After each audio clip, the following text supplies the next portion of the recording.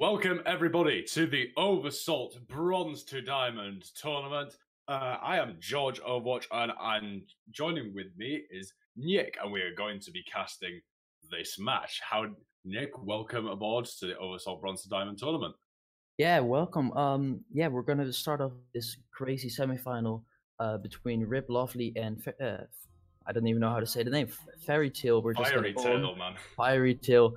And our first map will be Escort. We'll have Watchpoint Gibraltar coming up. Very exciting map, for sure. Yeah, hopefully we start to see some, with the comeback of 222 and the comeback of DPS, I'm really hoping to see some dive at least, because I've missed it, man. We had that one time where nobody was scrubbing goats for a while, but hey, man, this is the real deal. This is 222 at its finest. Well, we got away from the boring goats, and now we're hoping that bunker doesn't go boring. So for now, we'll see probably a lot of bunker coming in. We have that Orisa mostly played, and then like Garden Wolf is already teasing right now, the Roadhog, or sometimes the D.Va instead of him. And that's very good for those halt hook combos. We know those are strong. You can immediately put in a lot of damage and CC onto the enemy team and secure a pick if you play it correctly. Indeed, but in the dive composition played right, as long as you have your strong suit, I guess you can do anything, eh?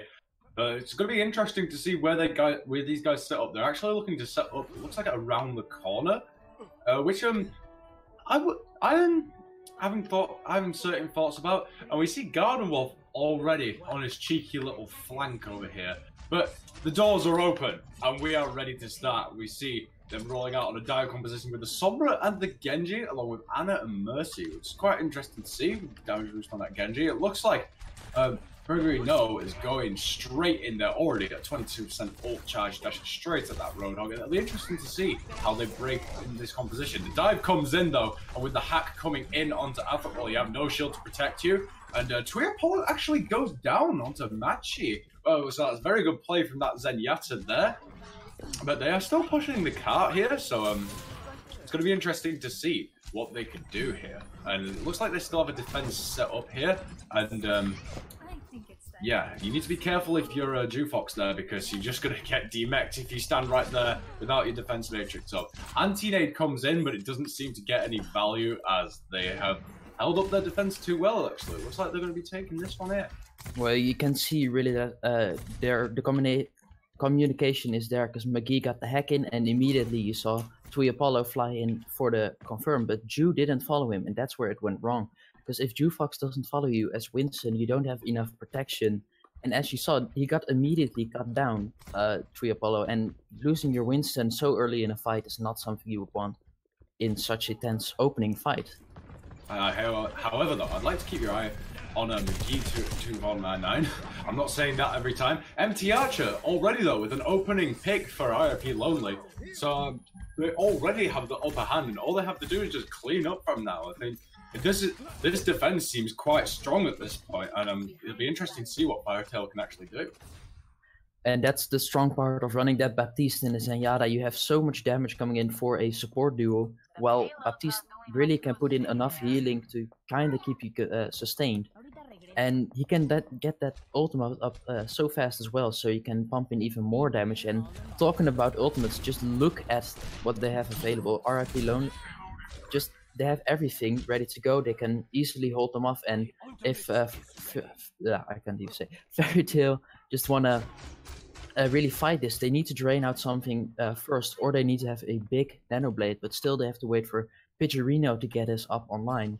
And as you can see, the cart is slowly moving back. It's gone away from Car Wash, and now they need to do something.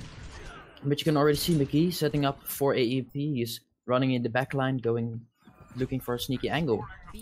Yeah, but you need to be careful though, because there it comes, and Immortality Field and the Transcendence are already out. Otherwise, will get slept, but I'm faithful that it'll stay alive with so much healing and survivability coming out. Dragon's coming in from Empty Arch, but he actually manages to go down. Tuiapolo with a Primal Rage, and the Nano Blitz, the Dragon Blade, is coming in now. Doesn't seem to find anyone as of yet, and the Gamer on the Mercy pulls out the pistol and melees Captain Cotto right in the face. And it looks like that Fierytale have actually managed to break RIP Lonely's defense here. Oh, are they coming back? No, I don't think so. Too lucky. Oh, with 3 members still alive, maybe you could.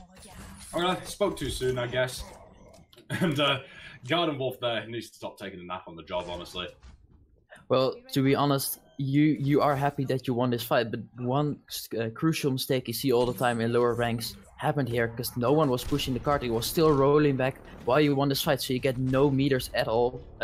And now your time bank is gone, your ults are all gone because you invested everything, and now with only 20 seconds left, there can be another full 6v6 defense, and RP are not unhappy about that. With Garden Wolf with an opening pick. However, McGee managed to get the EMP off. Empty Archer, however, coming in with a massive plays once again, finds 2 with the arrow. The amplification matrix coming in on the side of 11 King, and manages to find 1 with it. So it looks like the RIP Lonely are going to be taking this one. Well done to RIP Lonely. What an amazing defense from them. Well, I honestly think that McGee got done too short because he did so much work in those fights. Even though he lost, they got completely helped. He just had those crucial hacks. He had the big EMPs. You could see he built up an EMP right after the last one in just one fight, and that's not something you see often because EMP is a very slow building ultimate, and he just pumped it up immediately and threw it out again. But not luckily for them. Unlucky for them, Empty Archer just got immediately 2 kills with that Hanzo and the high damage arrows.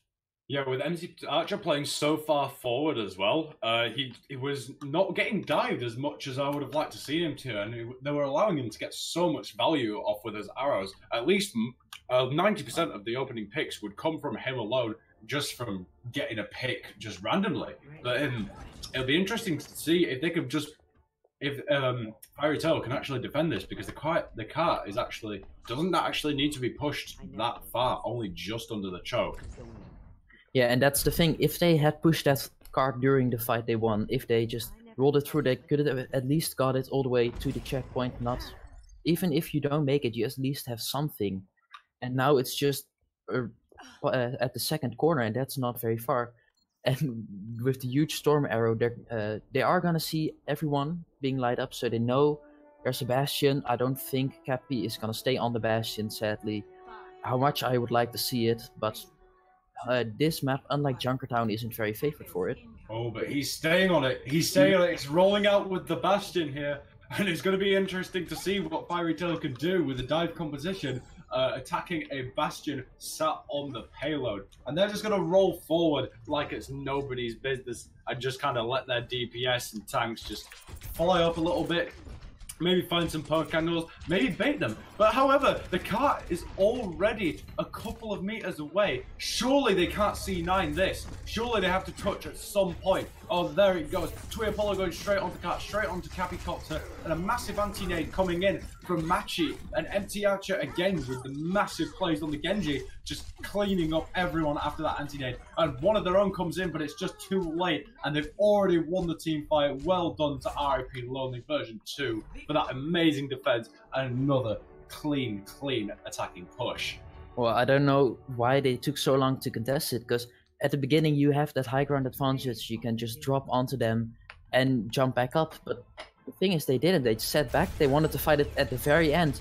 And underneath this little archway is where this bastion comp is the strongest, because you can very easily put down immortality fields around the corner. You can easily hide them. You can pump in so much healing into the bastion. And that's the thing. If you run a pirate ship like this, you have to put all your attention into the bastion.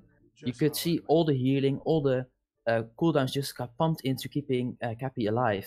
And that's what ultimately won them the fight, because he could do so much damage just spraying away, and then Empty Archer would follow up with the Genji Swift Strikes, and that netted them some kills. Yes, and that's one of the key strengths of this team. As I say, Empty Archer was going pretty much uncontested. So what Fierytale kind of need to do here is make sure he gets contested, and see, otherwise he's just going to get so much value, especially on this Icon Vol map. If he goes with that Hanzo pick again, which he's already seen some strength on, he has a lot of high ground to control and a very, very tiny choke point for Fierytale to go through, especially on the defense. So they really need to work on contesting him, and that could lead them to victory in a way.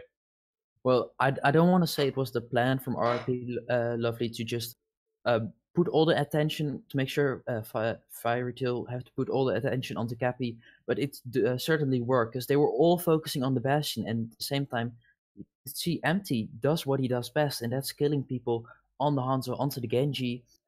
And as you said, on Eichenwald, it could be very strong as well if you leave him uncontested. And that's basically how you win maps. Just leave how you lose maps, just leave their hard carry uncontested, and he's just gonna shred all your healers, all your backline, all your supports down, and then he goes for the next one while your frontline is being cut off by the rest of the team. Yeah, however, I do think we have a substitution coming in for the man himself, Empty Archer, and Ral is actually being swapped in for him. So this is going to be interesting to see if RP Lovely can keep up the same consistency with this substitution made. You've already seen some strong plays from Empty Archer, and I don't really know if this is the correct decision. Well, it seems to be some chaos. We're not really for sure. For now, yeah, he's gonna get swapped out for Ral. I don't know, maybe I've never really seen Raw play, so it could be because Empty Archer's Mei isn't as good as possible, and they want to run those classic bunker comps with Mei and Hanzo, or with Mei and a Reaper to pump in a lot of damage, and that could be maybe the strength from Ral over Empty Archers. Yes, and well, it is Eichenwald, and Eichenwald loves their bunker just as much as it used to love their goats. So what are you expecting to see from the attacking side, at least? Well, I'm hoping to see, or I'm not really hoping because I don't like to see it, but if you're smart, you're gonna run bunker versus bunker here, because you know the enemy team has to run bunker because it's so strong on this map that you kind of have to do it yourself, because if you can't beat them, you just join them. And especially for the side of Fierytale, that dive didn't work at all. You didn't coordinate your dives. You saw McGee set them up, but there was no one to throw it all down, and then that's what went wrong. So maybe you need to try something different. You need to go for those bunker compositions, and maybe Reinhardt, as they're teasing right now, for the attack, but I don't think they will stay on him. But those halt hook combos are so strong versus bunker, and if you see how good RP Lovely is running the bunker, the only thing you can really do to beat them with it is do something completely out of the blue, or bunker yourself and try to debunker them. Yeah, and with you do have the bunker with the Reaper and the Mei on this side. So yeah, like you said, wall off the Halt hooks sounds pretty easy. I'm disappointed there's no Doomfist going in from the top and slamming down from over the roofs, but hey, that's just a little dream of mine, I suppose. But the doors are opening, and we're gonna get into the nitty gritty, and it looks like the Garden Wolf is actually set up quite close. However, he does retreat back through his shield. The Mei wall comes in, presumably to move him through the choke. It's actually only Pidgerino on the flank right now. As I say that, though, they come in. However, the gamer's lamp is forced out, so that's unfortunate for them. Rel finds a pick onto Pidgerino, and Garden Wolf with the hook onto McGee is going to solidify things. You have no damage coming in from Fierytale, and it looks like that RIP Lovely are going to keep the same strength even with Ral subbed in for Empty Archer. Well, you could see there, Maki was very out of position on the Zenyatta. He went into the little tower in the middle, straight in front of his teammate's shield, but actually Pidgerino was the one to save him, because he tried to wall off the Widowmaker, but instead just walled off his team from killing the Zenyatta. And eventually that cost them, because when the wall got down, Raw had free line of sight, because the shield wasn't there yet, and they could easily open up the fight, but they're again going for this fast rotate around the corner. Yes, they are. Already the Immortality field is forced out, but the Amplification Matrix comes in. They trade DPS on both sides, which is something to behold. It looks like the RIP Lovely are just going to be paying off a little bit more with the tank trade. The gamer manages to take down Cabbie-Chopper and McGee onto Matchy as well. So, but it is a rather even fight. You still have an Orisa for the point presence, but with a Reaper on the cart, I don't know how much that's really going to do for you. However, 11 King with another clutch Immortality field right onto the cart, saving them both, and Garden Wolf manages to find the kill onto McGee, and it looks like that they're going to be retreating once more. I think they really need to change the game plan if they're going to come at this. Well, to be honest, yeah, to credit RIP Lovely, they have been so on point with these halt hook combos. I believe I saw 2 kills from at the well, just throw out that halt, and then Garden Wolf following up with the CC ability, the chain hook, just to net them kill, and that happened twice, and you throw it wide open. You don't need to carry to win the fight there.